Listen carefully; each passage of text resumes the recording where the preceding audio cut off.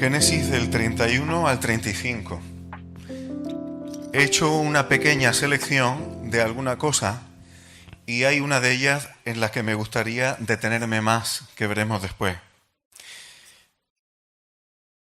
Lo que me encanta de las Escrituras es que Dios revela cómo es el corazón del hombre, cómo es la carne, y no está mal ver y examinar en las Escrituras cómo funciona la carne, porque el mismo apóstol Pablo dice que no ignoramos las estratagemas del enemigo. La carne es un enemigo de nosotros mismos, de la Iglesia y del Espíritu. En Romanos 8 vemos bastante claro, y Romanos 7 también, que la carne y el Espíritu están en continua enemistad o contradicción. Por eso cuando estudiamos cómo funciona la carne en las mismas Escrituras, nos ayuda a identificar cuando alguien anda en la carne y en el Espíritu, o cuando nosotros estamos andando en la carne y en el Espíritu. Lo que sí es verdad es que Dios utiliza las circunstancias para que su plan y su propósito vaya adelante. El contexto de Génesis 31 es cuando Jacob recibe la bendición de Isaac. Esaú jura que va a matar a su hermano. Entonces Jacob tiene que huir y se va a casa de su tío Labán. Además, allí se le da instrucción de que se case o tome mujer de entre su parentela para que no haga como hizo Esaú, que tomó 2 hijas de Het, 2 cananeas, y lo acaba de arreglar tomando a una ismaelita, es decir, 3 esposas, 2 heteas y una ismaelita. El linaje de la bendición y de la maldición se cruzan y se acabó el rollo. Ahora, Isaac se va a casa de su tío, pero Jacob, hay que recordar que Jacob tiene un llamamiento, recibe la bendición de Isaac que venía de Abraham y no puede volver atrás. Ya ha tomado mujer, él quería a Raquel, pero ya conocéis la historia, le dan a Lea, sin que se dé cuenta, era de noche, iría seguramente cubierta, y se da cuenta que quien había en el lecho no era la que su suegro le había prometido, sino la hermana mayor. Total, que decide trabajar otros 7 años para tomar a Raquel también. Y ya tienen mujeres de su parentela. Pero para continuar el llamamiento familiar tenía que volver a la tierra y seguir andando por ella. Porque para tomar mujer de su parentela había tenido, que salir del entorno por donde tenía que moverse. Así que Dios va a utilizar algunas circunstancias familiares, incomodidades familiares, tensiones familiares, para que Jacob coja con sus mujeres y vuelva a caminar por la tierra que Dios prometió a Abraham y a Isaac. Y a su descendencia, Jacob también. Esto es lo que Dios va a hacer para que siga adelante el llamamiento. Pero fijaos cómo funciona la carne. Como Dios estaba con Jacob en casa de su suegro, Dios prospera la casa porque Jacob está trabajando allí.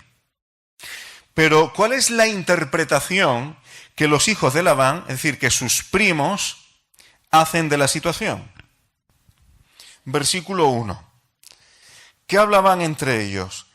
Jacob ha tomado todo lo que era de nuestro padre y él se ha enriquecido gracias a lo que es de mi padre. Esas son las conversaciones entre sus primos. Claro, esto caldea el ambiente en casa. Jacob también se da cuenta que como él va prosperando, Labán, su tío, dice que ya no le mira, su actitud para con él, versículo 2, lo estoy parafraseando, ya no era como antes. Pero viene el versículo 3, que Dios le dice a Jacob, vuelve a la tierra de tus padres y a tu parentela que yo voy a estar contigo. Y viene el versículo 13, que aquí me voy a parar un poquito. Yo soy el Dios de Betel, el Dios de casa de Dios, donde tú ungiste la piedra y donde me hiciste un voto. Dios le recuerda a Jacob el voto que le hizo. Así que ahora te levantas y sales de esta tierra y vuelve a la tierra donde naciste, que era donde caminaba Abraham e Isaac. La situación familiar se está volviendo de tal manera que va a ayudar a que Jacob se quiera ir. Ahora, a mí me gusta que la Biblia señale estas cosas. Los hijos de Labán tienen una perspectiva de la realidad y entre ellos se alimentan y se envenenan. Jacob ha prosperado, pero gracias a nuestro padre, que ha cogido la riqueza de nuestro padre, mirará lo bien que le va. Está cogiendo de la riqueza de nuestro padre. Y entre ellos charlan y se van envenenando. Y van cogiendo esta perspectiva de la realidad que no es tan precisa. Hay una pequeña parte de verdad, pero no es toda la verdad. ¿Cuán humano es esto, hermanos? ¿Cuán humano es esto? Coger una perspectiva de una realidad y crear un ambientillo con esa perspectiva, sobredimensionar la realidad o enfocar una única perspectiva, hasta que genera una actitud que será hostil hacia ciertas personas. ¿Esto es cosa de los primos de Jacob? ¿O la carne funciona así? Cuando vemos estas cosas debemos aprender, hermanos, a cuidar el enfoque que damos a las cosas, a cuidar las conversaciones que tenemos de las cosas, porque si no arrastramos a las personas, arrastramos a otros a generarles una actitud contraria hacia terceros. Esto ocurre en las mejores familias. Esto ocurre en los mejores trabajos. Esto ocurre en las mejores iglesias.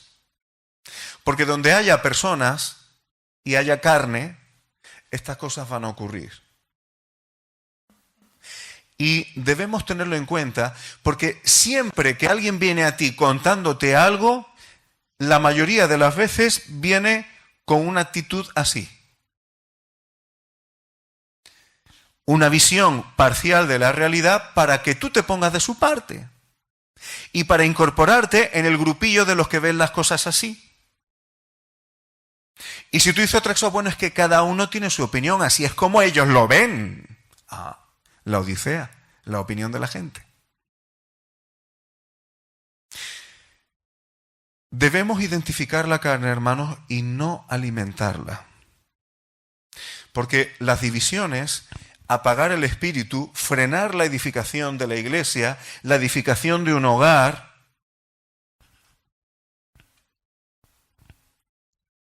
esa es la tarea de la carne. Cuando alguien venga a ti, muchas veces lo primero que tú piensas es si tiene o no tiene razón. Cuando lo primero que tienes que verificar es si te está hablando en la carne o en el espíritu. Y eso depende de la actitud que trae. Nosotros en la carne siempre lo que nos importa es, ¿tiene razón o no tiene razón?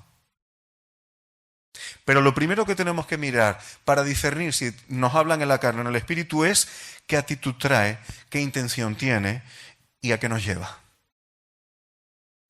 A partir de ahí, hacemos lo que tengamos que hacer. Pero la carne, hermanos, siempre se expresa de la misma manera y la Biblia lo revela.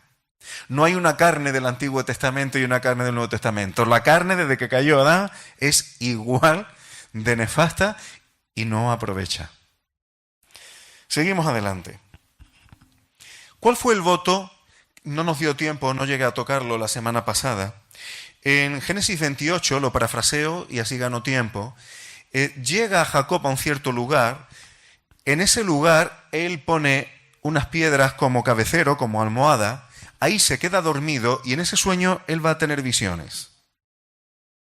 Él se da cuenta que está en una especie de portal interdimensional, vamos a decirlo así.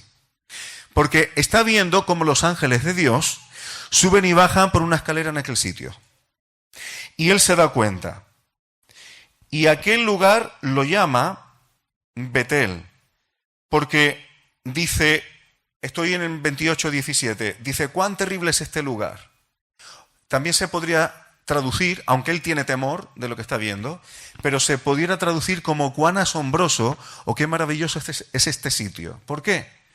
Dice, no es otra cosa que casa de Dios y puerta del cielo. Ahora, no me voy a meter en esto, pero sí quiero subrayar el detalle. Fijaos que donde hay casa de Dios hay puerta del cielo. Donde hay casa de Dios hay puerta del cielo. Hay comunión entre lo celestial y lo terrenal. Y esto es algo muy interesante, hermanos. Fijaos que Jesús utilizó esto hablando de sí mismo, porque Él era el templo de Dios. Cuando Él estuvo en la carne aquí, Él era la casa de Dios. Y Jesús tenía su parte terrenal, predicaba cosas para la vida, también comía, también dormía, pero Él hacía lo que veía del Padre. Él decía lo que oía del Padre. Es decir, Jesús era una comunión perfecta entre la dimensión celestial del Dios omnipotente y la terrenal. Y ahora que Jesús no está en la carne, si Jesús no está en carne físicamente aquí, ¿cuál es la casa de Dios terrenalmente? La iglesia del Dios viviente, la casa de Dios, columna y baluarte de la verdad, según le dice Pablo a Timoteo.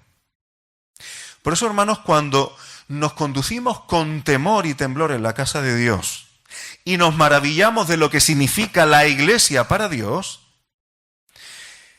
y nos conducimos como Él quiere, la iglesia no va a ser una denominación, una religión, un grupillo de gente que se llevan bien y son buena gente, sino que tendremos la perspectiva y la responsabilidad que como templo de Dios tenemos que tener una dimensión terrenal en cómo nos tratamos aquí, cómo vivimos aquí, pero también celestial. Casa de Dios y puerta del cielo.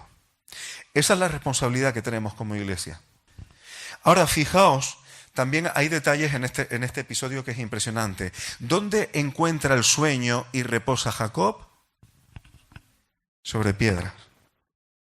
Si tú quieres andar en reposo y con revelación de Dios, tienes que descansar y reposar en la roca sobre la cual somos edificados, en Cristo. Y esto no son palabras bonitas, esto es una realidad que hay que vivir. Fuera de Cristo como roca, nos podemos olvidar de revelación de Dios, de visión de Dios, de andar en reposo, porque todo lo que queremos hacer es nuestra fuerza. Mientras Jacob descansaba sobre la roca, puerta de Dios y casa del cielo. Casa de Dios y puerta del cielo. ¿Qué es la iglesia ahora? Exactamente lo mismo que Dios cuando crea a la mujer para el varón. ¿Cómo lo hace? Mientras Adán, el varón, le hace caer en un profundo sueño. Y de ahí crea a la mujer, que enfoca a la iglesia, la casa del Dios viviente, columna y baluarte de la verdad. Sigo adelante porque si no, no avanzamos, hermano. Ahora, cuando Jacob se da cuenta de la revelación tan grande que ha tenido, hace un voto. Y le dice a Dios que si va con él y le aguarda en su viaje, él iba a encontrarse con su hermano y tenía angustia por su vida, porque el hermano había jurado matarlo. Y dice, si me guardas en este viaje y me diere pan para comer y vestido para vivir, aunque Jacob prospera en casa de Labán más adelante, pero él está pidiendo sustento y abrigo, lo mismo que dice el apóstol Pablo. Si tenemos sustento y abrigo, ya estamos bendecidos por Dios. No nos falta bendición de Dios, lo digo ahora que está de moda esta marca, que casi nadie la mencionaba, porque no tengas un Lamborghini en la puerta. Tenemos la bendición de Dios si Dios está con nosotros y tenemos sustento y abrigo. Lo mismo que pidió Jacob. Dice, si volviere en paz a casa de mi padre, Yahvé será mi Dios. Y luego dice, y esta piedra que he puesto por señal será casa de Dios, dice, y de todo lo que me dieres, el diezmo apartaré para ti. Jacob hace este voto delante de Dios y Dios se lo recuerda. Mucho cuidado cuando hacemos votos con Dios directamente, como dice Eclesiastés, porque Dios te los va a recordar. No hagas promesas a Dios en el ardor emocional de un momento de entusiasmo si no estás seguro de poderla mantener. Sigo adelante. Versículo 14, vuelvo al capítulo 31. Y tenemos hasta 35, ¿no? Vamos a ver ya sabemos lo que los primos de Jacob pensaban de lo que había ocurrido en casa y por qué Jacob había prosperado. Ahora vamos a ver la visión de Raquel y Lea, de las mujeres de Jacob, que eran las hijas de Labán. Dice, ¿tenemos acaso parte o heredad en la casa de nuestro padre? ¿No nos tiene ya como por extrañas, que nos vendió y aún se ha comido del todo nuestro precio? Fijaos, para que luego digan que la Biblia es machista. Aquí ellas se están quejando de que han sido vendidas y que encima se ha comido el precio por el cual ha vendido a sus hijas. Y lo están dejando bastante claro. ¿No nos tiene ya como por extrañas? O sea, aquí se están quejando de la falta de afecto natural y de haber sido mercantilizadas siendo su padre y siendo ellas hijas. Y aún se ha comido del todo nuestro precio. Esto había quedado en el corazón de ellas. Para que nos demos cuenta, hermanos, que aunque la cultura de la época fuera la que fuere, el interior del corazón humano es el que es. Y aquí ellas se están quejando de eso. Un poco más adelante le avisan de que Esaú viene al encuentro y que viene a recibirle. Y Jacob está temiendo lo que pueda pasar ahí. Va a encontrarse con su hermano y el hermano ha jurado matarlo. Sabemos que Dios va a intervenir más adelante para que este encuentro no sea letal y Esaú se va a emocionar de ver a su hermano, de ver a su familia y ver todo eso. Pero Jacob va con mucho cuidado. Y aunque no me voy a detener mucho tiempo en ello, pero ya hemos dicho que Génesis es la columna vertebral de toda la Biblia y ahí están los detalles y los flashes de todo lo que va a venir más adelante. Jacob, ante el miedo de que el encuentro con su hermano está próximo, decide, estoy en el versículo 7 del capítulo 32, dividir sus hijos, su familia y todo lo que tiene en dos campamentos. Pensamiento de Jacob: si mi hermano ataca, pues por lo menos que el otro huya. Entonces divide su casa en dos para que si fuera atacado una parte, la otra pueda huir y mantenerse y sobrevivir. Dios va a hacer esto con la descendencia de Jacob más adelante. Dios va a dividir el pueblo de Israel en el reino del norte y del sur, para que según los planes de Dios, a través de esta división que se producirá por razones de la carne, Dios la va a utilizar para bendecir a todas las naciones de la tierra. Dios va a utilizar que el pueblo de Israel se divida en dos para bendecir todas las naciones de la tierra y que esas naciones de la tierra puedan ser descendientes de Jacob también. Ahora veremos. Y Dios lo va a utilizar. Y de hecho ese itinerario Dios lo va a seguir hasta que por mano del Señor Jesucristo en su venida, todo el pueblo de Dios, judíos y gentiles, todos los que están en Cristo, sean un solo pueblo y Cristo sea el único jefe de ellos. Eso está profetizado y lo toco un poco por encima. Pero aquí tenemos ya cómo la Biblia apunta a esos flashes que van a venir en un futuro. Y ahora viene donde yo me quería parar un ratito. Aquí viene algo, hermanos, que creo que conviene entenderlo. Entender lo que va a pasar aquí.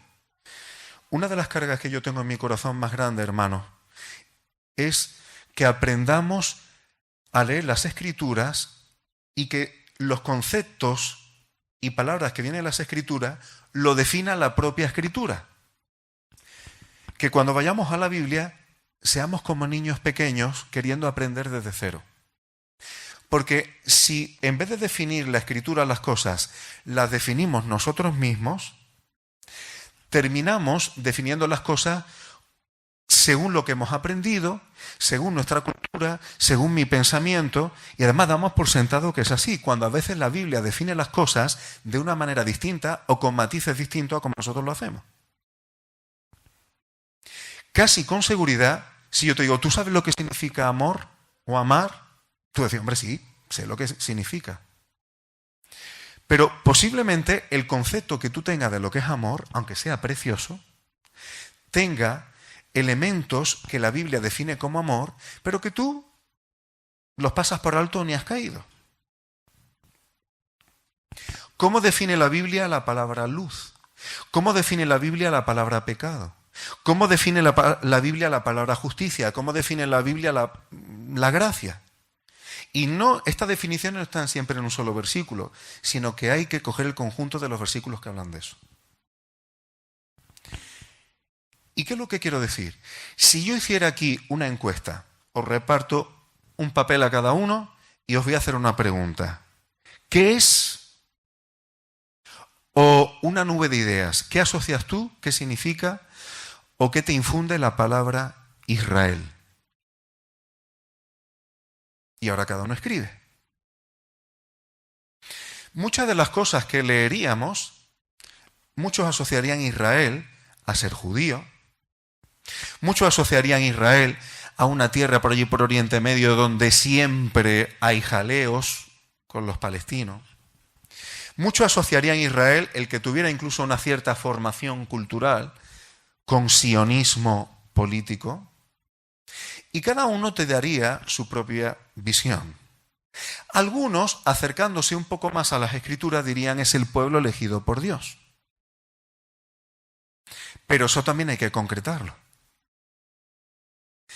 Y a mí me gustaría, hermano, que para tener una visión un poco más completa de qué significa ser Israel, prestemos atención a lo que viene aquí.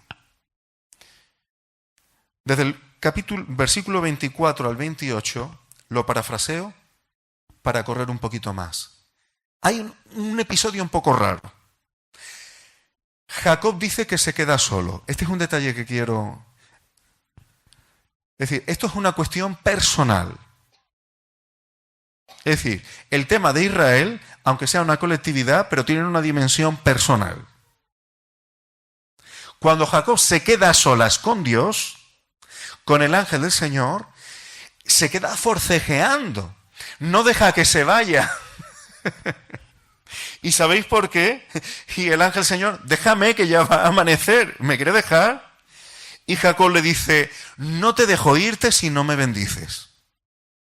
Es decir, esto no es que, permitidme decirlo de una manera en plata, no es irreverencia, pero Jacob no está diciendo voy a partirme la cara con un ángel. No es eso.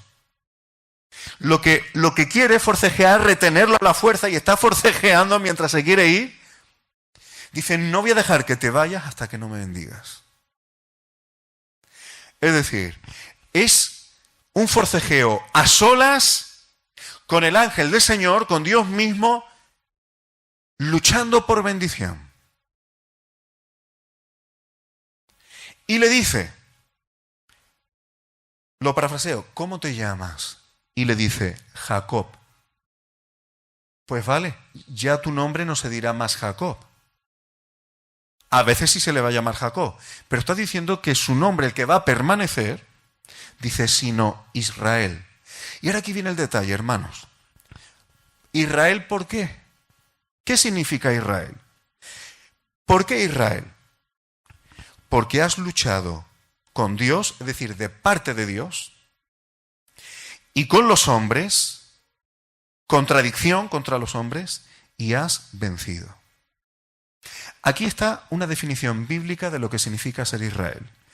Luchar de parte de Dios con los hombres y vencer. Esto es importante que no lo olvidemos, hermano, porque ahora voy a hacer una serie de preguntas al texto. ¿Los judíos existen aquí? Todavía no. ¿Como pueblo aparte? No.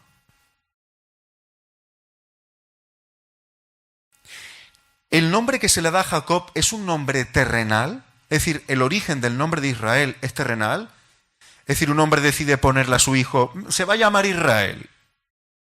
¿Cuál es el origen de este nombre?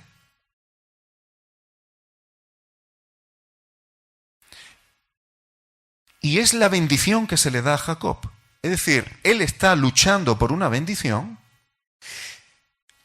y la bendición que se le da es un nombre, Israel, que significa luchar con Dios, con los hombres y vencer. Si esto no se nos mete en la mente y en el corazón, hermano, Todo lo que tenga que ver con Israel va a estar mediatizado por lo que veas en un telediario, por lo que te haya dicho un teólogo, por lo que a ti te parezca. Y creeremos que Israel es cosa de cultura judía. Cuando el Israel de Dios, el Israel bíblico y trascendente que aparece en la Nueva Jerusalén, tiene una perspectiva, yo diría que bastante más amplia. Y esto hay que tenerlo en cuenta, hermanos, porque si no hay muchas cosas de la Biblia que se nos pasa por alto. Fíjate que en el versículo 35, el capítulo 35, versículo 9, Dios se le aparece a Jacob otra vez, cuando vuelve de Padán Aram, y le bendice. Vuelve a lo mismo. Estoy en el 35. Me he saltado un montón de versículos para ir terminando. Fijaos, hermano, que dice Dios, versículo 10, tu nombre es Jacob, no se llamará más tu nombre Jacob, sino Israel será tu nombre. Y llamó su nombre Israel. Aquí está diciendo claramente la bendición. Y lo bendijo ¿cómo? Diciendo, tu nombre será Israel. Es decir, ser Israel es una bendición, no una maldición. Y dice el versículo 11, también le dijo Dios, yo soy el Dios omnipotente, el Todopoderoso. Crece y multiplícate. Una nación y conjunto de naciones procederán de ti. Dicho de otra manera, hermanos, ¿la descendencia de Jacob va a ser solamente la nación judía? Pregúntale al texto. Le está diciendo a Jacob, después de bendecirle y llamándole Israel, que de él va a salir un país, vamos a decirlo así, y muchos países. Y reyes, no un rey, sino reyes saldrán de tus lomos. Dicho de otra manera, al que se le bendice llamándole Israel, de él van a salir no solamente una nación, sino muchas. Es decir, el proyecto de Dios no es que Israel sea una exclusividad de una nación. Ser Israel es una cosa que va a ser posible para gente de muchos países, de muchas naciones.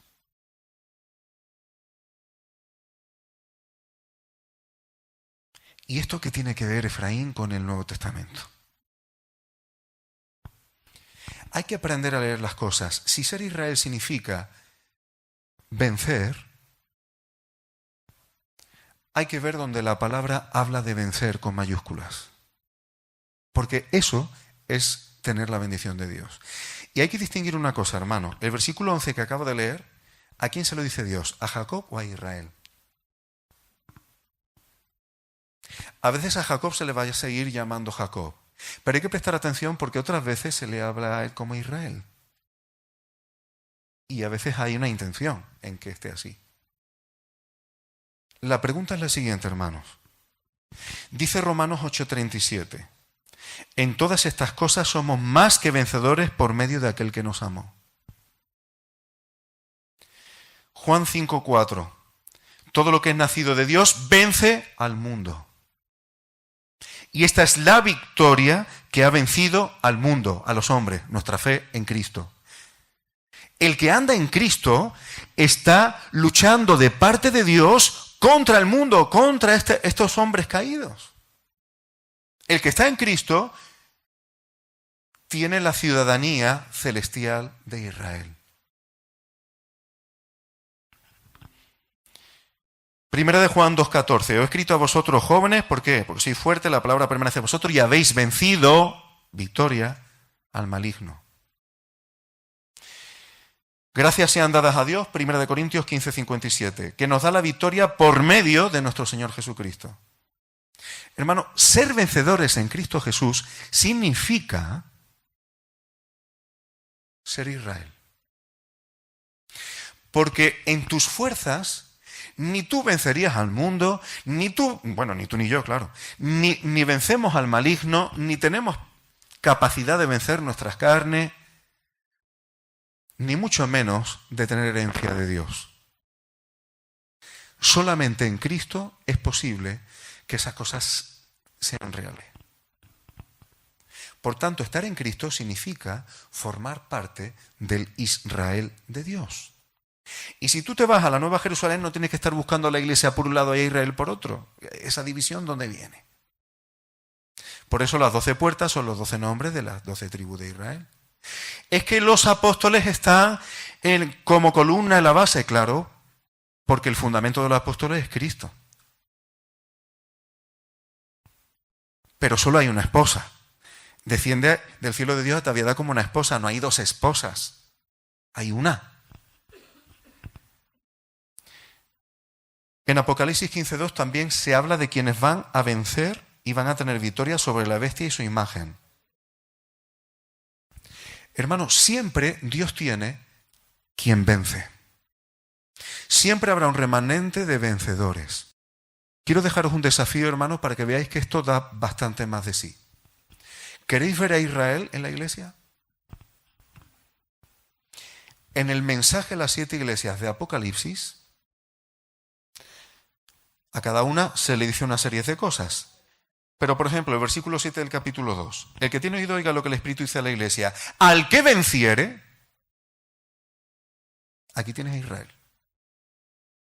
Y además, no dice los que vencieren, no, al que venciere. ¿Te acuerdas que Jacob se quedó a solas?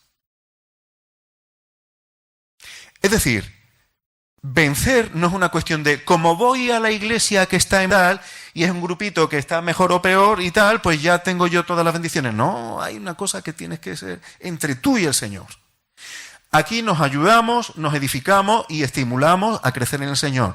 Pero hay una parte que es a solas entre tú y el Señor. Y eso no lo puede hacer nadie por ti. Es muy interesante, es impresionante. ¿Qué significa ser Israel? En el versículo 7 dice, le daré a comer del árbol de la vida, el cual está en medio del paraíso de Dios, la Nueva Jerusalén. Es decir, la bendición de ser Israel significa estar en la Nueva Jerusalén con el árbol de la vida en medio del paraíso de Dios. Versículo 11. El que venciere no sufrirá daño de la segunda muerte. Ser Israel significa que la segunda muerte, que el lago de fuego, no es para los que tienen esa bendición. El versículo 17. Al que venciere le daré a comer del maná escondido. Eso estaba dentro del lugar santísimo en el arca. Espectacular, hermano, lo que esto significa. Y le daré una piedrecita blanca y en la piedrecita escrito un nombre nuevo, el cual ninguno conoce sino aquel que lo recibe. Esto también la Nueva Jerusalén. Tiene que ver con esposa, aunque no me voy a meter con eso. Una comida en intimidad en el lugar santísimo y un nombre nuevo. La Nueva Jerusalén tiene que ver con el octavo día. No he sabido hasta hoy, mi mujer y yo íbamos escuchando a un hermano que decía... Era un detalle de estos que se te pasan por alto, pero no se le ponía el nombre a un niño hasta que no se circuncidaba. ¿Cuándo se circuncidaba? Al octavo día. Por tanto, este nombre nuevo, yo sé que será la Nueva Jerusalén. Al que venciere, versículo 26, yo le daré autoridad sobre las naciones, reinar. Todo esto es lo que conforma la bendición de ser Israel, porque son los que vencen en Cristo Jesús. El que venciere será vestido de vestiduras blancas y no borraré su nombre del libro de la vida. Esto tiene que ver con sacerdocio. Al que venciere yo lo haré columna en el templo de mi Dios, igual que los apóstoles. Y nunca más saldrá de allí. Y escribiré sobre él el nombre de mi Dios y el nombre de la ciudad de mi Dios, la Nueva Jerusalén. Es decir, todas estas cosas, hermano, versículo 21, al que venciere le daré que se siente conmigo en mi trono. Esto es espectacular, hermano. Es unir nuestro destino a la existencia del Señor Jesucristo en todos los aspectos. Esto es impresionante. Nos faltan detalles para tener una imagen clara de todo lo que esto significa. Está muy por encima de lo que somos capaces de imaginar. Todo esto significa ser Israel. Ahora, si yo me quedo aquí, tú me decís, fantástico, yo quiero todo eso. Pero ¿qué pasa? Que uno necesita tener una lucha solas con el Señor para arrebatar estas bendiciones. Efraín, ¿no es por gracia? Sí. Porque si el Espíritu Santo, si no andas en Cristo, si no estás en Cristo, esto en tu carne, imposible. Claro que es por gracia, pero implica lucha. Implica lucha. No es estar sentadito hasta que el Señor me traiga todas estas cosas. Hay que estar ahí. Y yo no quisiera, hermanos, que esto quedara como una cuestión teórica. Porque si tú quieres saber qué significa vencer, míralo en el mensaje a las 7 iglesias, lo que Jesús le dice a cada una de ellas. ¿Qué significa vencer en Éfeso? No caer en determinadas cosas y superarlas. ¿Qué significa vencer en Pérgamo? Superar algunos problemas que tienen ahí. ¿Qué significa vencer en Esmirna?